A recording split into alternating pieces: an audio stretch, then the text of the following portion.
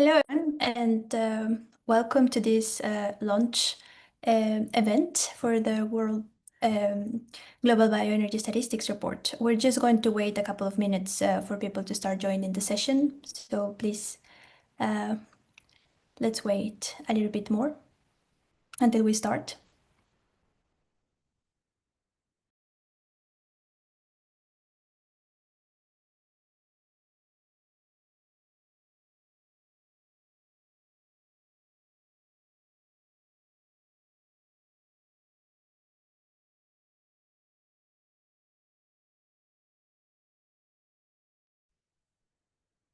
Okay. Hello, everyone, and thank you for joining us today to this launch event for the Global Bioenergy Statistics Report 2025. My name is Alejandra Leon, and I'm the project officer here at the World Bioenergy Association at Secretariat based in Stockholm. So I'm going to walk you through the results of this report for this year. But first, let me share my screen with you. Okay. Is it okay? Yes, Alejandra. Yeah, good. Great. So before I start with the results of the report, let me first say a couple of words about the association for those who might not know us yet. The World Bioenergy Association, it's industry member-based association, and our mission is to promote the sustainable development of all bioenergy technologies. We have members covering the whole biomass to energy value chain, covering all sectors of bioenergy as well, including solid biomass, liquid biofuels, and biogas. Within our activities, we have three key priorities, which is first of all being an advocate for bioenergy as a sector at the global level. We also are a platform for promotion and engagement within the business environment for the bioenergy sector. And we are also a knowledge hub. We produce information and share knowledge about bioenergy through technical fact sheets, white papers, and on that point, our flagship report is the Global Bioenergy Statistics Report. So this report has been kind of the foundation of our work since 2014. And the goal with this report is to give a clear, reliable, updated overview of what is happening in the bioenergy sector at a global level. We bring together data from trusted sources like the IEA, IRENA, the FAO, governmental agencies, among others. And you'll find information at the global level, but also some regional and national updates and insights to help understand different trends and contexts too. And the report is now available online on our website, so you can download it now. And yes, so let me walk you through what we're going to discuss today from this report. I'm going to give you a quick overview of the global energy mix and how the renewable energy are distributed between three sectors, electricity, heat, and transport. And there we're going to dive directly into the bioenergy sector per se. I'm going to talk about a little bit on supply, on installed capacity, bioelectricity and bioheat generation, liquid biofuels, and also a little bit of biogas. So let's start. Let's take a look at the global energy picture in 2023. The world is increasing in both supply and consumption, on both supply and demand. On the supply side, we have reached a new high in 2023. Fossil fuels are still dominating the energy system here, making up for almost or more than 80% of the supply. Renewables are increasing only at 3% on a year-on-year basis, and they only represent about 15% of the global supply mix. Within this renewable share, bioenergy remains the largest renewable source, and it represents around 60% of the renewables in the supply side and also around 9% of the total energy supply. On the consumption side, we also hit a new record, and fossil fuels lead again for more than 80%, and coal demand even grew by 1% in 2023. Heat is a sector that accounted for almost half of the final energy consumption by 2024. And regarding bioenergy here translates to roughly 9% of the total consumption.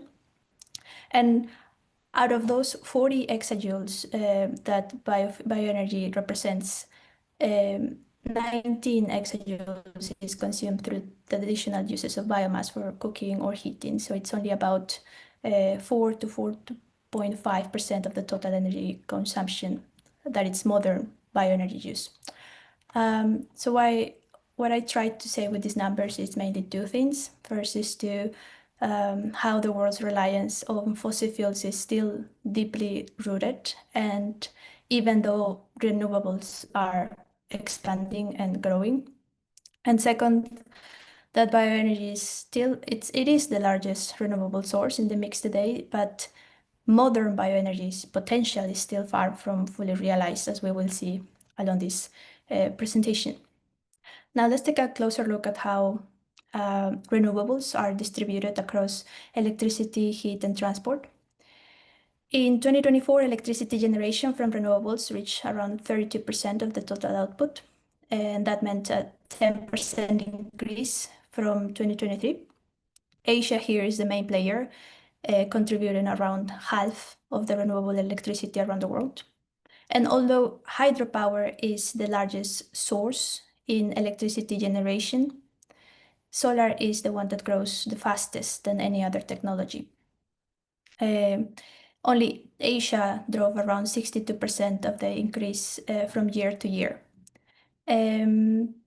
China also is the top bioelectricity producer and added half of the increase from 2023 to 2024 in bioelectricity generation. We're going to talk about this in the next slides in more detail. Now, in the heat sector, in 2024, modern renewables represented about 14%. Bioenergy is the largest renewable source for heat production, provides more than 70% of the total output. And it's important to note that these numbers include both traditional and modern uses of biomass. And at a continental level, Europe leads the renewable heat production, generating more than 65% of the global output. And in Asia, China leads again, producing over half of the bioenergy heat in their region. In transport, renewable energy plays a much smaller role, only 4%. Fossil fuels are still dominating and even increasing by 3% in 2023. But that said, biofuels still remain essential within the renewable share. They provide almost 90% of the renewable transport energy use. We've seen an increase of 12% in the biofuel use in 2023, and that's the biggest jump in more than 10 years. So renewables are increasing, but progress varies from sectors and also across regions. Now let's take a look at more in detail about bioenergy on the global biomass supply, for example. In 2023, we reached 56 exajoules, and that's a 2% increase from 2022, and a 17% increase in the last 10 years. Most of this supply, as you can see in the green bar, still comes from solid biomass, and that accounts for over 80% total output. That includes traditional biomass like good charcoal and good fuel, but also modern sources like pellets. Another biofuel that it's increasing, it's liquid biofuels. They're also expanding, and they have seen 11% growth only in 2023. I wanted to highlight about wood pellets briefly, since they're one of the main modern biomass fuels for power and heat sector. In 2023, global production dipped slightly, and most of that decrease came from Europe. The EU is both the largest producer and consumer of wood pellets, and between 2022 and 2024, the European wood pellet market dynamics have been affected by the energy crisis, marked by the volatile gas markets, high energy prices, geopolitical disruptions with the war in Ukraine, and also climate, the milder winters, which overall constrained both supply and demand for this fuel. But we'll talk about a little bit more about this again in the bioheat section. Now, with regards of installed capacity, we've also seen an increase in 2024. We reached 151 gigawatts and 58% increase over the past decade. This growth has been somewhere between 5 and 9% each year, but in 2023 we recorded 2%, and in 2024 we recorded 3%, so they were the slowest annual recorded so far.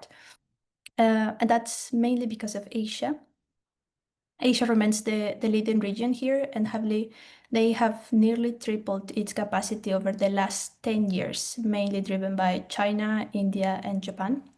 And in fact, between 2023 and 2024, China alone accounted for more than 40% of Asia's total growth, and almost 60% of the growth over the past decade, driven mainly by China's effort in reducing its GHG emissions and also increasing its renewable share. This is just an example of how renewable dynamics can significantly shape the global picture. We see that Asia has surpassed Europe and also the Americas from 2019 onwards. Now, in terms of bioelectricity generation, it also peaked in 2024. This experienced a 3% growth rate year-on-year basis. Asia, again, is the largest producer. They represent nearly half of the global output. China alone accounted for around 30% of the global bioelectricity generation. And in Europe, we can see the green bars. Their generation rose by 2% in 2024, but the output still remains below the peak recorded in 2021. And alongside China, Brazil, the US, Japan, and Germany are the top 5 countries with the largest bioelectricity generation in 2024. And in countries like Uruguay or Estonia, bioelectricity represented around over 20% of the total electricity generation. Now, let's see bioheat. In 2023, it reached about 1.2 exajoules. Solid biomass still represents the largest share, more than 50%. Here is the decline from 2022 and well, and this dip again, it was mostly due to what happened in Europe. Europe generates 3/4 of all bioheat in the world and uses nearly 90% of solid biomass for heat. And in 2021, solid biomass consumption in Europe peaked, and it dropped in 2022 and again in 2023. And this is because of the heating demand falling. Winters as well were milder than expected. There were strong appeals to save energy during the energy crisis that followed the war in Ukraine, and the high prices subsequently reduced demand. So very clear the main role that Europe plays in this sector, especially with the consumption of solid biomass for bioheat generation.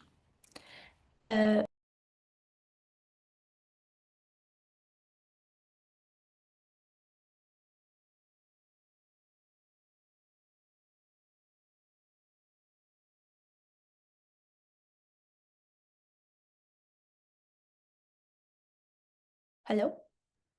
Yeah, Alejandro, we You have lost you a bit for a second. Could you maybe share your slides again? Okay, yes.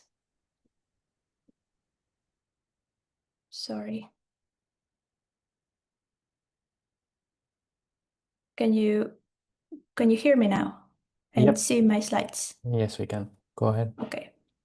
Sorry about that. Yes, we were jumping just to another sector, liquid biofuels. Um, in 2024, we also recorded that increase, 8% increase from 2023. As we can see in the graph, ethanol remains the largest biofuel produced, um, representing over 60% of the total. And it peaked again in 2024 at 121 billion liters. Brazil and the US are the main players here. Biodiesel and renewable diesel are also growing. We'll see in more detail in the next slides. Um, and biojet production here doubled in 2024, but accounts for less than 0.3% of the global jet fuel use.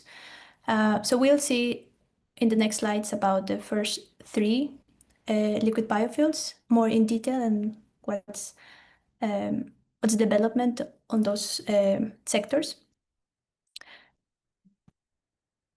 Now, ethanol. Here we have the top 5 ethanol producers in the world.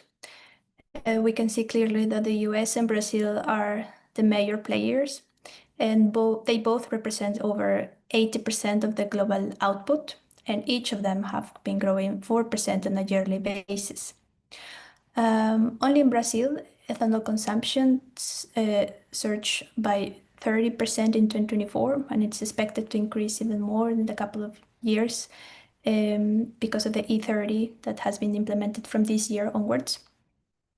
But something a little bit more interesting happens with the other 3 countries. If we zoom in, we can see clearly that India's ethanol production has increased dramatically in the last 5 years. From 2023 to 2024, it increased more than 20%, and it more than tripled its output from 2019. And all this progress has been much more visible after the national policy on biofuels in India in 2018 and their ethanol branding program. Important to mention here that India has an E20 blending target by November 2025. It was initially set for 2030, and then by February this year, they were at almost 18% blending rate, and by July, they've reached E20.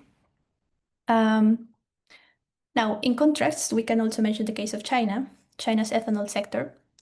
The brownish lines here, although production has increased slightly in the last couple of years, the uptake at the national level is still very low. National average blend rate remains at 2%, and that's well below the already abandoned E10 target by 2020.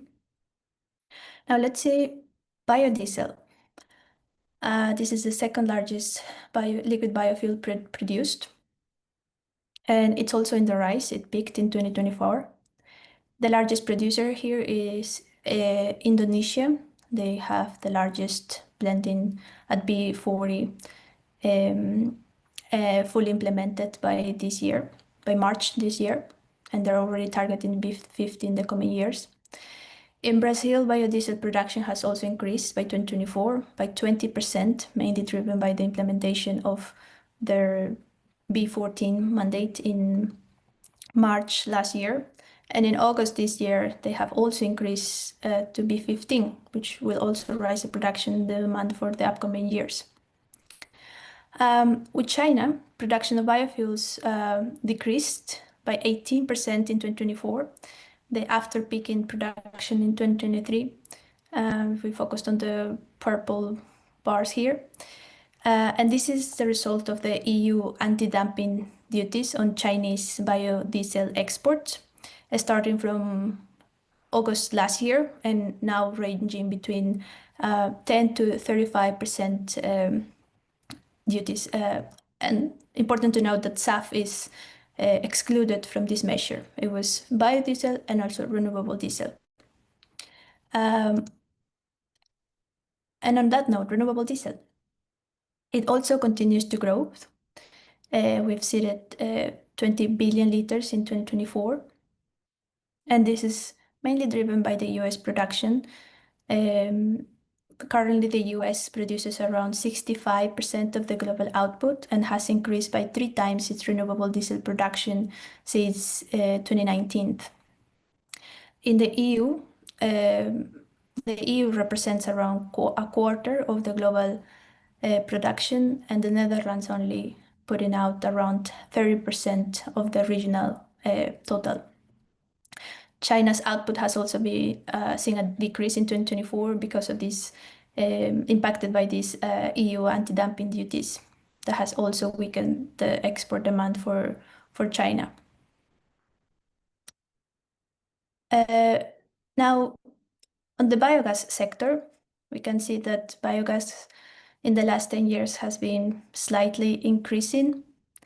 The global generation capacity for biogas and biomethane has gone up 4% in 2023. Production is 1.76 exajoules. And at the regional level, we can report that Europe still generates nearly half of the global biogas supply. And the US was the one that saw the largest increase in 2023 by 4%.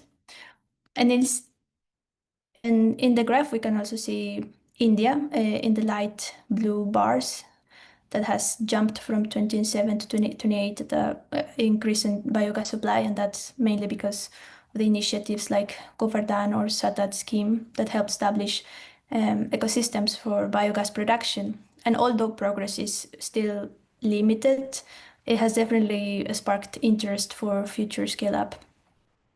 And the striking part here is that according to the IEA, the estimates that global biogas potential is around 38.2 exajoules, and that's more than 20 times higher than we would currently produced. And 80% of that potential is with Brazil, China, and India. We had a webinar at the beginning of this month where Brazil, the biogas associations in Brazil reported that Brazil is currently using less than 1% of its current potential. So this highlights a significant untapped opportunity, particularly in emerging markets where there is large feedstock availability and growing energy needs that could accelerate the future deployment for this technology. Now, with that, let me wrap up with a few reflections based on this report. First, as I showed you in my first slide, even though renewables are growing, fossil fuels still provide most of our energy. The trend is improving, but not fast enough to match climate and energy targets. Second, bioenergy remains the biggest renewable source, and that includes its key role in power, in transport, and heat. But if we are to reach climate scenarios and development goals, then much more efforts are needed to really accelerate modern bioenergy deployment. The transition to modern bioenergy and efficient bioenergy systems is where the real shift needs to happen. And that connects with my third point, that we've seen progress, but it's very uneven. Some regions are moving ahead with strong policies and investments, while others who have the resources and potential still lack access to capital, to technology, or to supportive policies.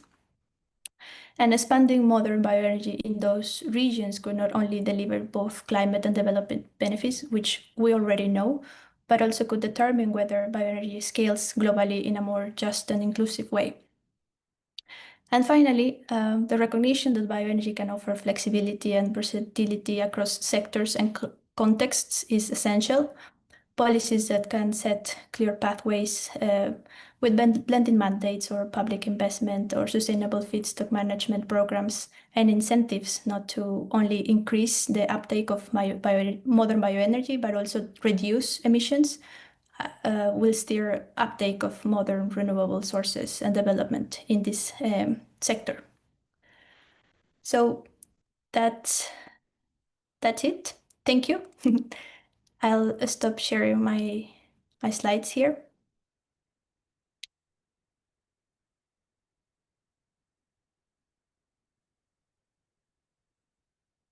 Um,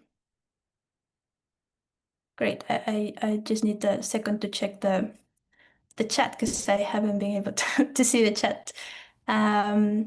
If you have any questions regarding the report or the sector, we have here Bharadwaj Kumamura, who is the executive director of the WBA, and Christian Rackers, the president of the WBA, who might be able to answer any specific questions to specific sectors. But let me check if we have any questions.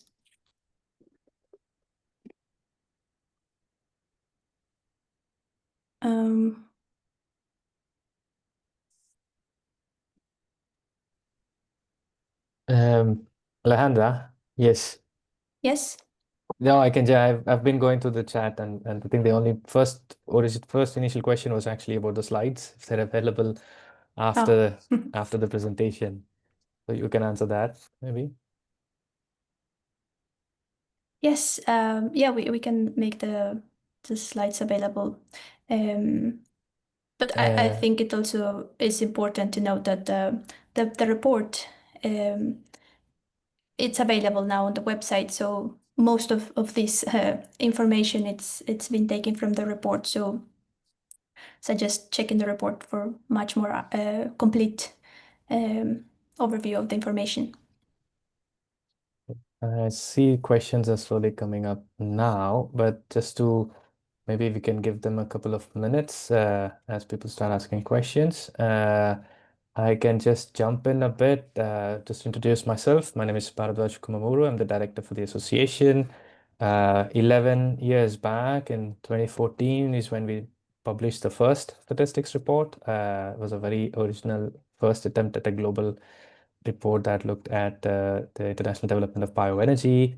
We've been doing it for 11 years. Alejandra's been doing it for 4 years, 3 years now, I think, right, Alejandra? 3 years, yeah. Yeah, and it's been a long journey, and we've of course faced a lot of challenges. When I was working on that initially on the availability of data, on the disaggregation, the credibility, and so on. But I'm very pleased that it's come a long way. And I just wanted to say, first of all, thanks to Alejandra for putting it all together.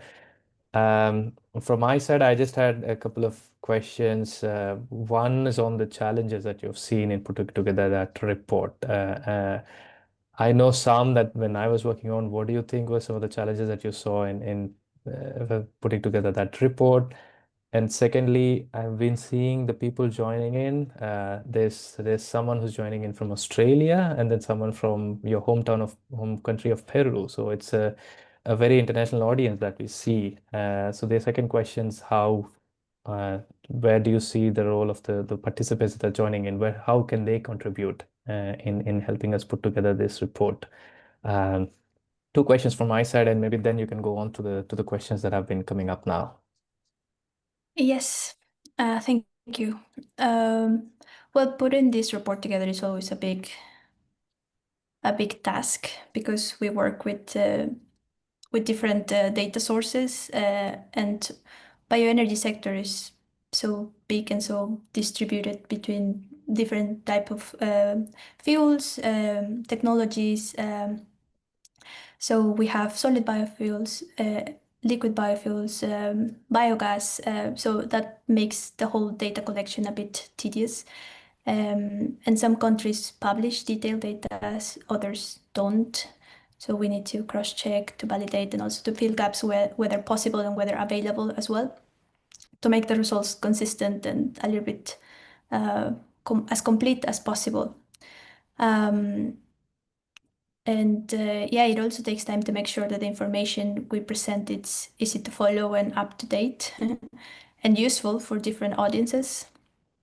And I think the best way for here for everyone to who would like and who is able to support this report is by sharing information on specific sectors and their experiences from their own geographies and markets. I think when members or partners or experts keeps us updated on projects or trends or policy changes, I think it could make the report a little bit stronger and much more reliable and complete in that sense. We've I think it was last year that we asked for feedback on this report, on this statistics report, and it's been very helpful because thanks to that we've been incorporating new parts of the report. Um, an example of that it's the socioeconomic data. For example, last year we included some information on jobs, on employment, and also on investments. But we don't have that information consistently because we don't analyze the information directly. So we don't get the information on employment directly.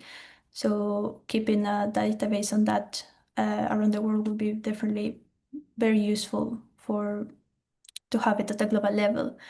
Another change that we've included is how different crops can translate into different fuels. So before we reported only in production of different crops and also yield, but now we do how much of X crop can generate X biofuel. So the translation of that information is what it makes it much more useful for people to see what's the role of certain feedstocks for different fuels.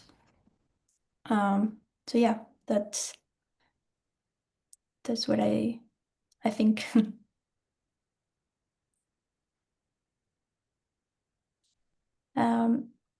Maybe we can check the questions that are popping up now. There's a question from Manolis here. How reliable would you consider data related to traditional uses of biomass for cooking? Is there a possibility that they are underestimated? And I think since you mentioned cooking sector, maybe Christian can jump in and tell us a bit more about that. Christian? Yes, absolutely. How reliable are the data? I guess they are not very reliable, but fact is that traditional cooking with biomass is a huge sector. I have been reading that in Africa alone, we're talking about 750 million cubic meters of wood that are being used for that purpose and about 30 million tons of charcoal. So it is a huge sector. And this is also why we as WBA are very engaged in addressing this sector, because the modernization of bioenergy use in this specific sector would yield huge improvements in terms of sustainability, of reducing the waste of bioenergy, because the efficiency of using biomass in cooking is extremely low. We're talking about 15% or so, and it could be as much as 50 or 60%. So that's why we are quite engaged in the sector. Thank you. Great, thank you, Christian.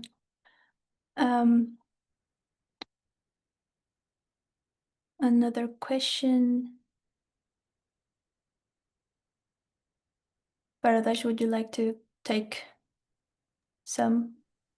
I mean, to make it easy, I can go through the question and then you can see if you can answer and then we'll jump in. First, I see from Rodrigo, who's also a board member, how do we see the green hydrogen will change the use and demand of biomass? I could take that. I mean, we haven't, I mean, the report mainly looks at the current trends in terms of production and consumption of various bioenergy commodities. The use of biomass for production of green hydrogen into the international or the global level is still very insignificant, very small. At the same time, as you may know, we see a lot of opportunity for the bioenergy sector to contribute to green hydrogen development. Even for now, it's still very expensive in that sense. and we are focusing right now mainly on building the supply or biomass availability for a variety of markets. We do talk about green hydrogen, but we see opportunities, as Alejandro has also mentioned, on SAF, on marine fuels. There's certainly not a question on the demand for bioenergy. That will be quite significant going ahead. The challenge is getting the supply, the right amount of supply in the right quantity and in the right quality at the right place. I think that's something that we are looking to focus and support in building that supply chains for biomass. Um, that was one. Then from one question on biogas, maybe Alejandra, the biogas production is a raw biogas production or CBG production? I believe it's a raw biogas production. It's been reported from the IEA database. Yeah, I think so too. Then we've got I'm not surprised China is just 2%. I guess that's on biofuels, was it? Yes, Mm, um, the blending, the national blending rate right now it's 2%. There are still some regions within China that have taken higher than that, but at the national level it's still at 2%. Movement of this statistic. Well, now with the duties that the EU, about 80% of biofuels exported from China was directed to the EU, and now with these EU anti-dumping duties, it's going to be such a blow for the sector in China. But most of these biodiesel and renewable diesel producers have now been starting to turn into SAF. mm. So because SAF was excluded from these duties, so we'll see how the sector and how the production develops in the upcoming years, since demand is also starting to grow with more voluntary schemes put into place. Agree. I think China, there's been a blending mandate for ethanol for quite some time, at least a decade or so, but it's not been legalized. As you pointed out, the export market was a significant one, which with the current scenarios, it might change. Definitely, there's a lot of investments into electric vehicles, but as you pointed out on SAF and marine fuels, maybe that might help build or increase the biofuel consumption within the country. Definitely, it's a big player in the supply side. Mm, Then a question on ILUC factors challenging many sources of biomass for SAF and other alternate fuels. I can probably start saying that definitely when you talk of bioenergy pathways, there's a change, and the direct land use changes because of bioenergy use by biomass in sustainable scenarios. But ILUC is, as we say, is quite uh,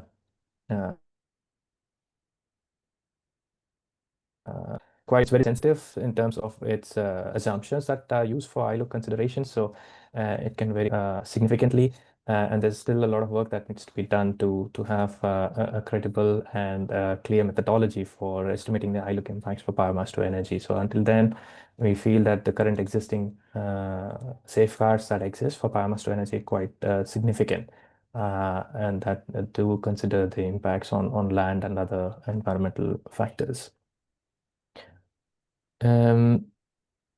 How's the implementation of bioelectricity in mini grids or off grids?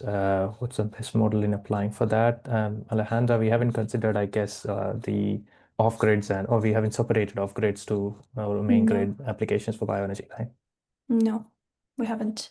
Not in this report. Maybe for the next one, that could be a consideration to consider biomass use for off grid installations. And do you think Mexico will increase or not the biodiesel and bioethanol consumption in 2026? Do we have Mexico in the report? Not a specific update for Mexico. No, unfortunately. But I mean, looking at the comments and all the people joining from different countries, it's definitely such a great challenge to consider as much as possible, but also a lot of opportunities here to really include certain markets that are not commonly included in certain statistics reports. So I'm happy to see that many people are interested in giving their inputs for expanding the report and expanding the database as well. So the report can really benefit from that.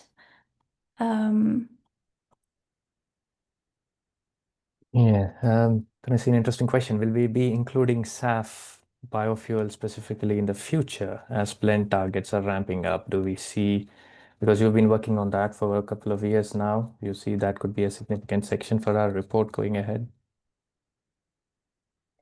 Yes, we've been implementing SAF as a section in the report to just giving some regional updates as they develop from last year than this year. But they've been definitely just been focusing on voluntary demands and certain targets from 26, 27 onwards. So definitely maybe from next year, we will see much more improvement and real development on that sector. We also see quite a few questions on, as you pointed out, trends or developments in particular regions or particular countries. I think we did, you of course, in some of the sections highlighted the top countries in a particular sector for power, for heat, of transport fuels. Maybe what do you think, would it be possible to add a few more countries to that list? As top producers or as Probably, top, yeah. Definitely. I mean, the report adds. I mean, it's always better to include the whole, maybe the 10 top or 15 top producers. I think in electricity, I think we've put 10, the first 10 countries, or the top 10 countries that produces the largest amount of bioelectricity. But yeah, I mean, all the information we have, it's sourced, and so it can lead to the full information, like the complete set of list. So we have much a greater approach on that. Yeah. So I think those are very useful considerations of feedback to have. More countries, more regions, breakdown of the demands into a variety of industries. I think that is something that we have just started looking at with SAF and with for electricity and heat. Maybe that might be useful to do a bit more breakdown into various industries, looking at the demand for bioenergy. What do you think? Do we have an experience on that kind of data availability on a global level? To break down the information in each sector, you mean? I think we've just to add, we've done an analysis on the SAF demand for bioenergy for biomass fuels. But I think for others, I'm not sure if we have that kind of global demand for individual sectors, and how can that help drive biomass supply? I see there's a few more questions. I don't know, Alejandro, do you see anything? I think I've seen one here from Lovans. What focused on Africa, for example, what priorities does the World Bioenergy Association seek for Africa bioenergy? The Ghana Bioenergy Association has been keen in driving bioenergy partnerships and capacity development for bioenergy sectors around clean cooking, biogas, and biofuels. What opportunities are available for collaboration, knowledge sharing, and best practices? What does the WBA have plans for Africa, and especially for Ghana? Christian, maybe you can take up on that. Of course. We have a dedicated working group that is meeting every month. Please feel free to join this group. Just send us an email. You will be welcome. We are sharing what is going on in modern biomass use for clean cooking. So this relates both to the domestic level, but also we have a new focus that is looking at institutional level cooking. School kitchens are particularly interesting because there are hundreds of thousands of school kitchens in Africa that are all using firewood with very poor technology, with very poor efficiency. And we see really interesting opportunities to replace these with upgraded biomass fuels such as pellets or chips. And we're actively promoting and realizing projects to conversion to modern technology. So please feel free to contact us. This is, for us, it's a very important part of our work because it addresses a very large part of bioenergy use. Thank you. Thank you, Christian. I do see a couple of questions on BECCS, on bioenergy and carbon capture and storage. Definitely an important part of carbon removal technologies. From the broadly, we've touched upon that subject quite a bit. A couple of years back, we had a fact sheet on BECCS.